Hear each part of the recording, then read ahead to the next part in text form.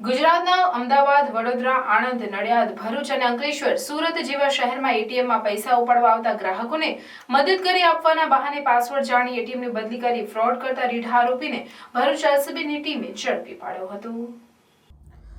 ભરૂચ જિલ્લા એસપી મયુર ચાવડાએ જિલ્લામાં એટીએમ ફ્રોડના બની રહેલા બનાવો શોધી કાઢવા માટે આદેશ આપ્યા, જેના અનુસંધાને એલસીબીના ઇન્ચાર્જ પોલીસ ઇન્સ્પેક્ટર એમ રાઠોડના માર્ગદર્શન હેઠળ એલસીબી ટીમોએ કામગીરી હાથ ધરી, જેથી એલસીબીની એક ટીમ અંકલેશ્વરમાં હાજર હતી ત્યારે માહિતીના આધારે અંકલેશ્વર એ ડિવિઝનમાં નોંધાયેલ ગુનામાં સીસીટીવી ફૂટેજમાં દેખાતો ઈસમ અગાઉ પકડાયેલો તુષાર અનિલ કોઠારી રહેવાસી આણંદ છે, જે હાલમાં વડોદરામાં સ્ક્વેર હોટેલ પાસે હાજર છે, જેથી ટીમે વડોદરા રેલવે સ્ટેશન નજીક આવેલ સ્ક્વેર હોટેલના વિસ્તારમાંથી તુષાર અનિલ કોઠારીને ઝડપી પાડ્યો હતો।